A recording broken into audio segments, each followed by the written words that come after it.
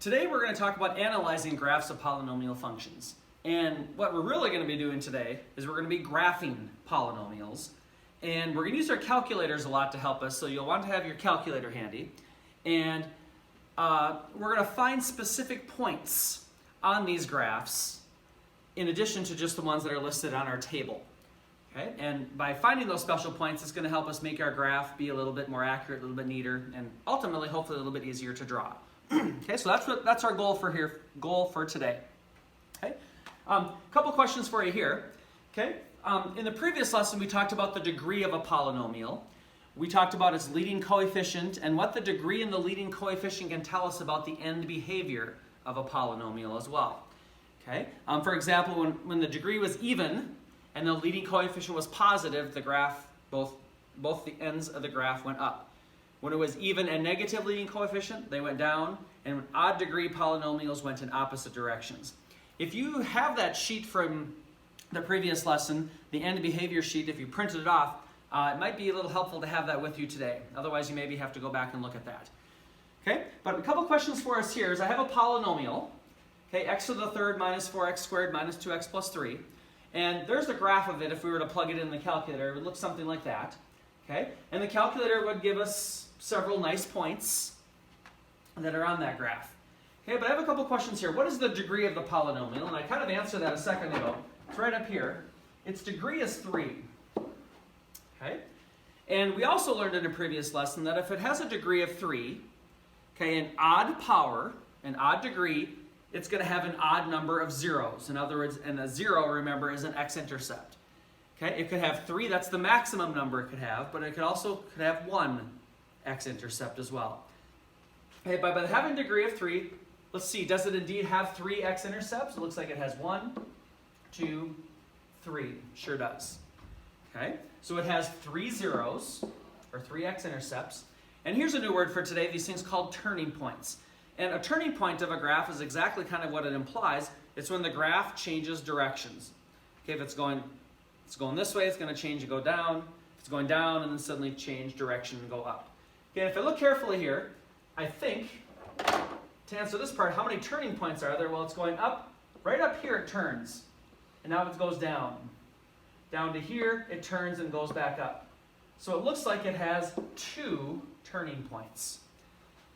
Okay, and I'm going to see if we're going to do another one here in a second, but we're going to see if we can come up with a little relationship between the degree of the polynomial and the number of turning points that it has. And here we had a third degree polynomial, had 2 turning points. Let's see if we can discover something, see something similar on this one. If I look at this guy, what's the degree of this polynomial? It's a 4th degree. It has a 4th power. And again, from previous lessons, if it has a 4th power, it's an even power. So it could have an even number of zeros. Okay, so it's 4 or less. It could be 4, 2, or 0. Okay, any even number of zeros. Well, if you look closely here, it has a 0 right there and a 0 right there. It has 2 x-intercepts, which is, again, an even number. So we're doing okay. Okay, and how many turning points does this one have? If I look carefully at this. Okay, again, a turning point is whenever the graph changes directions. Well, if I start here, it's going up until it hits right here. Okay, then it kind of makes a curve this way. A second turning point, it's going up until it comes down and it has a third turning point. So it's going up, curves, curves again, and then the big hump at the top. It has 3 turning points. Okay, so is there a relationship there between the degree and the number of turning points? This one, 4th degree, 3 turning points. The one we had a second ago was a 3rd degree, 2 turning points. Okay, and don't make it super hard, but the relationship between those two is right here. Okay?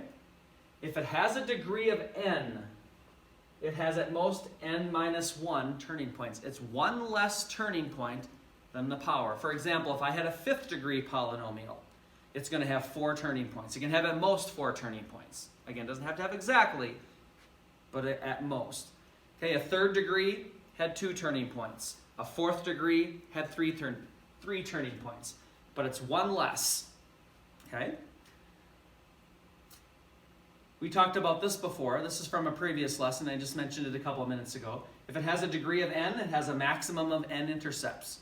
So again, if it has a degree of 5, it could have a maximum of 5. Okay? And down here, if it's an odd, then it's going to have an odd number of solutions. Okay? So a degree of 5, it can have at most 5 solutions, but it also could have 3. It could also have 1. Okay? And same thing with even powers. Okay, but number 2 and number 3 we talked about previously, but here's the new one. The number of turning points is 1 less than the power. Okay? So in a second here, we're going to get an equation. We're going to graph it. Okay? We're going to try to use some of this information to help us find some specific points and then ultimately make the graph. Okay, and this is kind of what I want you to do in your homework assignment as well. Okay? So here we go. There's a graph, there's an equation up there. And ultimately what I'm going to want to put together here is a graph of this. Okay, we're going to want to find some specific points. We're going to try just use some information here to help us determine how many x-intercepts there should be, how many turning points there should be. We'll look at the end behavior of the graph and so on. Okay, but first off here, I'm going to grab my calculator and I'm going to type this equation in. So I'm going to type in x to the 4th minus x to the raised to the 3rd minus 4x squared plus 1. And if I hit graph, there's a picture of it. Okay, so I'm going to try to put this on there, or better yet, if you have some graph paper, if you printed off some graph paper, put it on your graph paper. Okay, well, let's answer this question here. Okay, I could have answered it before I even started, but I'll give it a whirl here. How many turning points? Well, if it's a 4th degree, if it has a 4th power, it's going to have 1 less than that, one less turning point.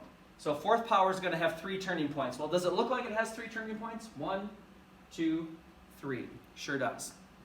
Okay, so it has 3 of them. Okay, how many zeros are there? Well, a 4th power says it has to have 4, 2, or 0 x-intercepts. Okay, this one looks like it has 1, 2, 3, 4. So it has all 4 of them. Okay, now my directions here wants me to find them. Okay, if you remember from a long time ago, can we find the zeros with our calculator? And the way we did that is we did second trace. Okay, and then we're going to choose number 2. We want to find the zeros. Okay, and I'm going to do this one right over here on the left first. I'm going to try and tackle this guy right here. Okay, and remember, it's asking us to find a left bound and a right bound. Well, if I come down and around, on this particular one, my left bound's going to be on the top, and my right bound's going to be on that side of it. And we're going to do that for each one of these 4 points. So I'm going to come around here. My left-hand side's going to be a click up above. Press Enter. My right bound's going to be down below, and my guess is going to be as close as I can in the middle. There's one of my zeros. Okay, and there are 4 of them, so I'm going to try to find them here. Okay, and one of them looks like it's negative 1.4. And a lot of times these zeros aren't very nice numbers. That's okay. We'll do a little bit of rounding. Let's round 1 or 2 decimal places. Let's go 1 decimal point, just for simplicity's sake. Okay? If I get rid of that one, oops. Okay, if I get out of here, move this over a little bit. Let's see if I can find this one right here, the next one over. This guy right there. Let's find out what that 0 is. We're going to do the same thing. Whoops. I'm going to go to second trace, go to 0 again. This time my left bound, when I come around, my left bound's going to be on the bottom, so a click below. My right bound is a click or 2 above. My guess, I'm going to go in the middle. Here's my second x-intercept, let's go negative 0.6. Negative 0.6. There's a second one. So just a little bit past half. Okay, let's try and find, so we did this one, we did that one, let's try and find that guy out there, the third one. Okay, if I go second trace again, I go to 0. My left bound's going to be up and over that hump a little bit, but it's going to be on the top side. My right bound's going to be in the negative area down below it, and my guess right in the middle. There's that one. That one looks like it's at positive 0.5 if I round it. So this one is positive 0.5. And then can we find this one way out here? Okay? Again, last but not least, if I go second trace again, I go to 0.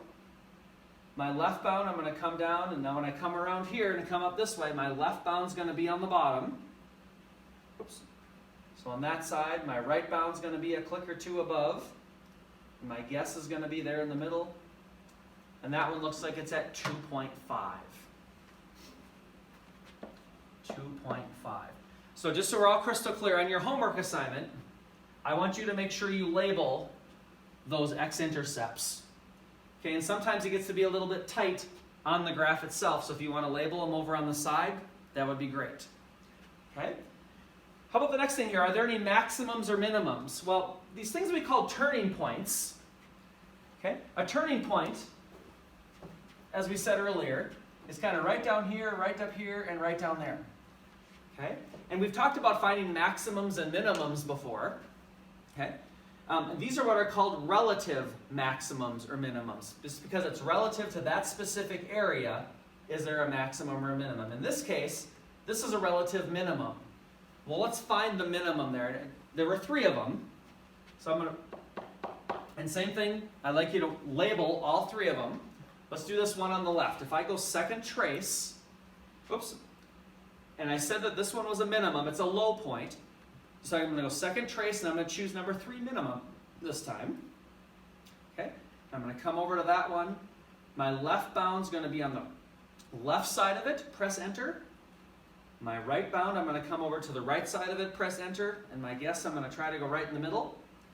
And there's one of them, negative 1.1 and negative 1.0. So it's kind of negative 1.1. Oops, I'm going to rewrite this a little bit nicer here. It's going to be 3 points. Negative 1.1. I can't write this very good. Ah.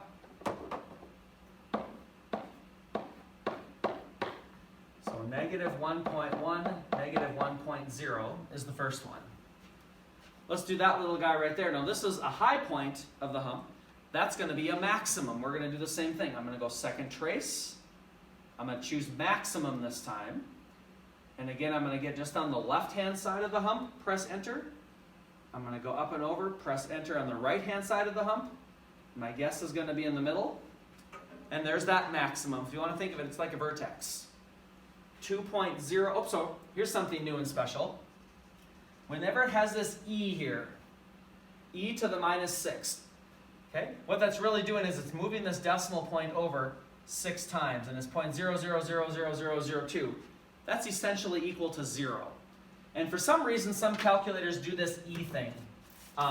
Many of your calculators, if you're trying this with us right now, it's going to flat out tell you 0, negative 1. Okay? But look carefully for this e. When you get that e,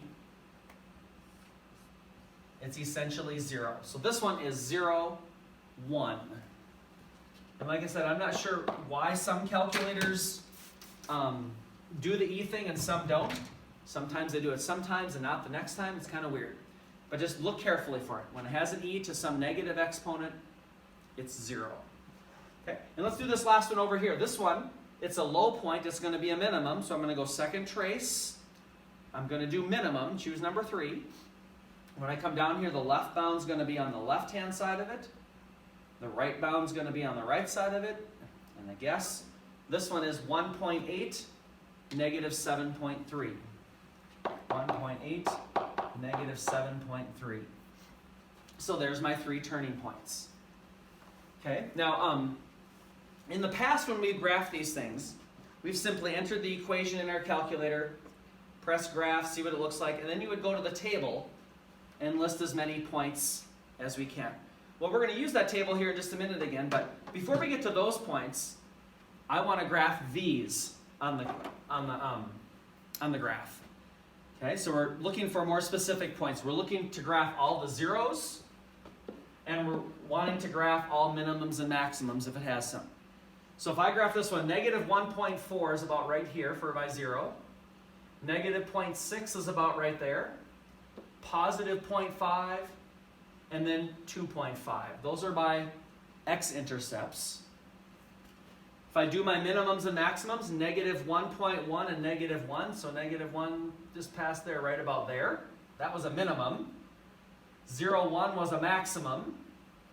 And 1.8, almost to 2 and then down, 1, 2, 3, 4, 5, 6, 7, 8, right about in here somewhere. That was my other minimum. Okay, and if I connect those dots, kind of go something like this, all the way down to this one, then it came back up to that one.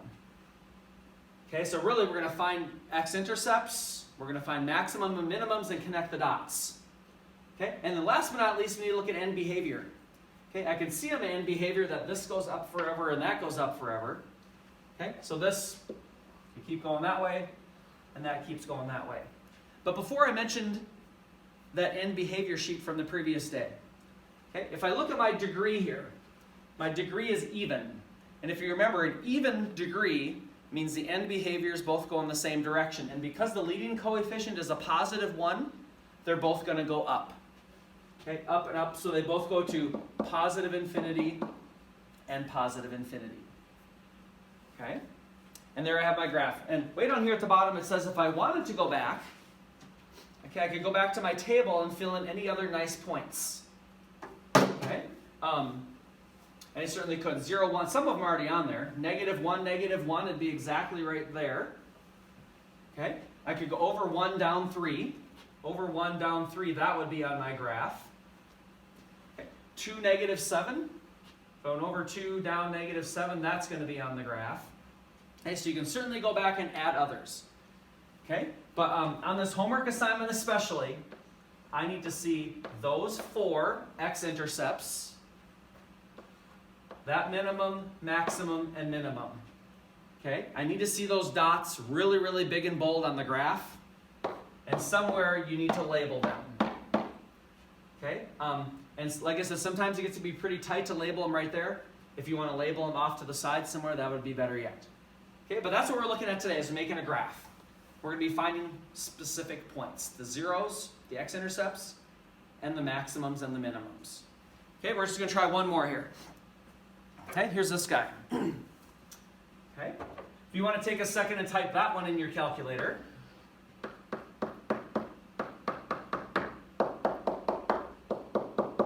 And again, I've said this before, but if you're making your own sketch on your homework assignment, okay, don't make the graph teeny, teeny, tiny. It makes it hard to graph by putting those points so close together, but spread it out a little bit.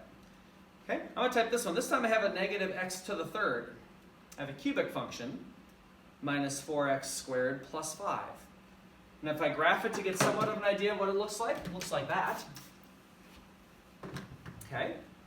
Okay, if I go down my questions here, how many turning points does it have? Well, there's one right there, one right there. Oops, my markers are going bad here. A minimum, a maximum. So it just has 2. Okay, 2 turning points. And if we think about that, if I look at my degree, it has a degree of 3. The number of turning points is 1 less than that. Okay, which should be 2 turning points. Okay, how many zeros? Well, remember, this is an odd degree. It has a degree of 3, so it should have 3 or fewer. Okay, so it could be 3 or 1 x-intercepts. It looks like this one has all 3 of them again.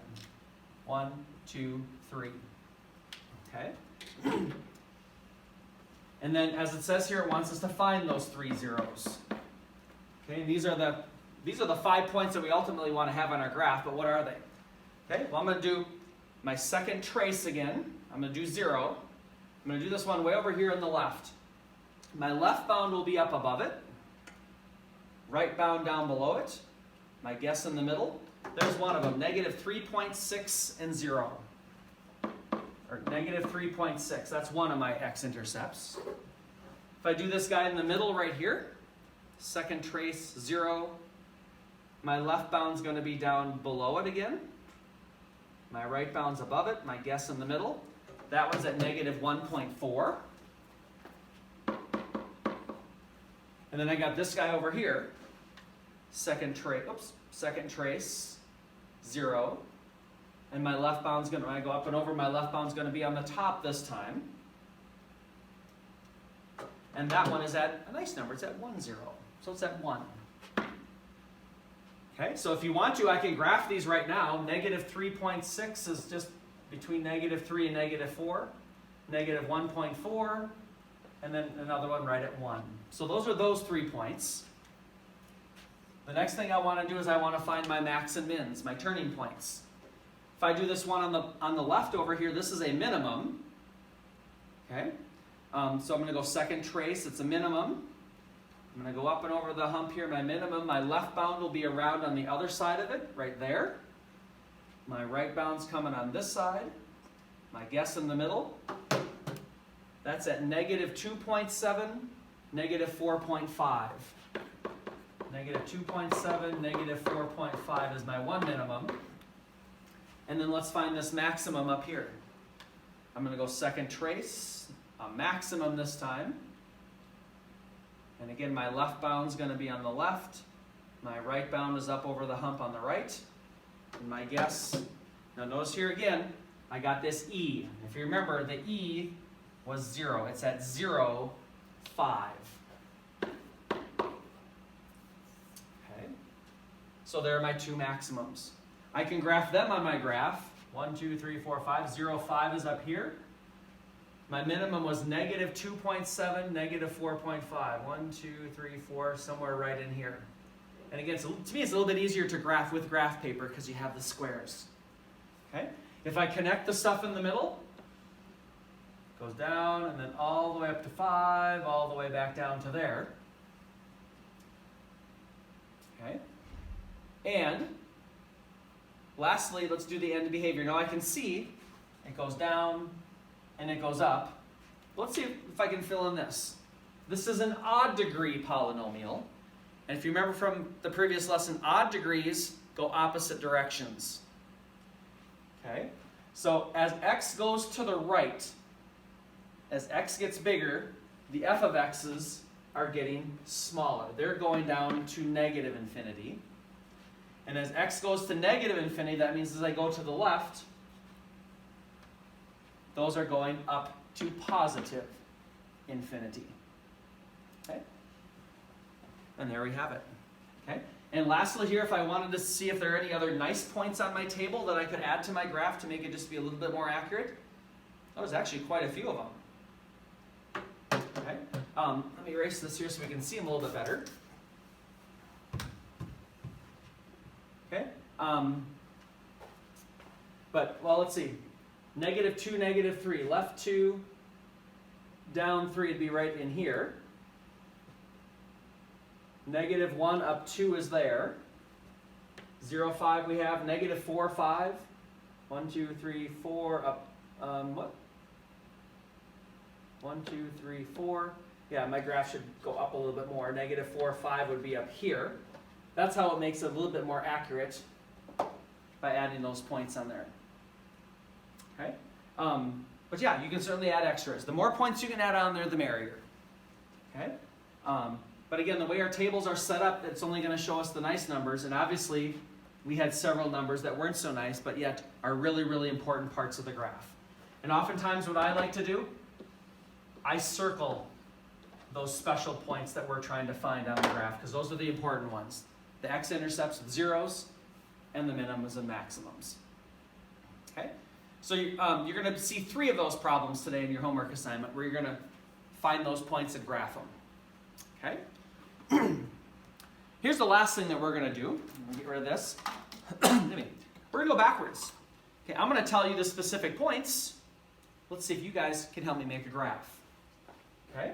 So I'm going to just draw a little picture here. Okay? And it says it's an even function.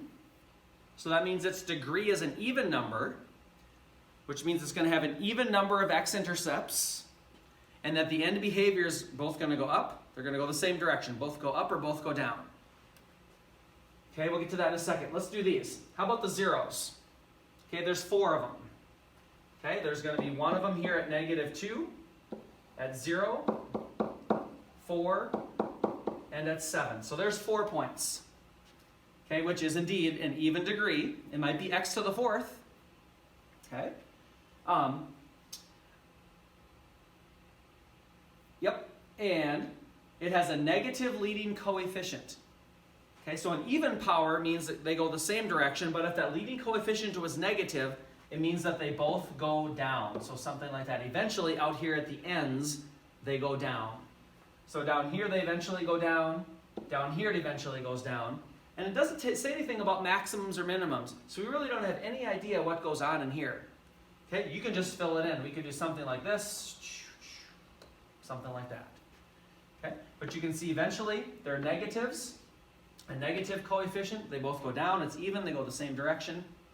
And it has my x-intercepts. And these things may go up higher, they may go down lower. We don't really know, but that's the only thing it's really telling us is the end behavior and the zeros. Okay? Try another one here. I got 3 of them. Here's number 2. Okay? A third degree polynomial, that's odd. So that means it's going to be x to the third power. Okay? So that means the end behaviors are going to go opposite directions. It tells me some zeros. I kind of always start with these zeros. So there's 1, 2, 3, 4. There's one at -4, -1, and one out here at 5. It has a maximum at x equals -2. So at x equals -2, there's going to be a maximum. It's going to be a high point up here somewhere. Now we don't know how high it goes. It's just that I go left 2, and that's the high point. Again, you can make it as high or as low as you want, but it's going to be up above. A minimum at x equals +2. So over here at +2, it's going to have a low point. It has to be down below the point somewhere. And again, we don't know how low it goes. It's just that it's over 2 and it goes down. Okay? Well, again, if I connect the dots here, in the middle, okay, this was a maximum, remember, so that's the highest point that it can go to there. This is the minimum, the lowest point it can go to there. And what about end behavior? Okay, it's odd, they have to go in opposite directions. If I just extend this a little bit, does it look like they're going to be going in opposite directions with the end behavior? Yep, and there we got it. Okay, and again, there's multiple different pictures you can possibly have for this. Okay, but we do have a couple specific points that everybody should have. All right, here's one last one. Last one for the day. An even function. So even means they're going to go the same direction, either both up or both down eventually. It has some zeros for us. One of them at -3, one right there, and +4. So it has 2 solutions, an even degree, an even number of solutions. A minimum at 1. So when x is 1, it's going to be down here somewhere. That's the lowest that goes. And a positive leading coefficient. Okay? So a positive leading coefficient tells me that they're both going to go up eventually at the end. And that's where that end behavior sheet can help you out a little bit. So ultimately it's going to go up here. It's going to go up here, and this is the low point. So somewhere it's going to go down to the lowest point and then come up that way. It looks like a parabola, kind of. Okay? Yep. And like I said, there's sometimes many different pictures we can have for these. Okay? But this one has 1, 2, 3 specific points, and then it further describes the end behavior a little bit because they both go up because of the leading positive coefficient.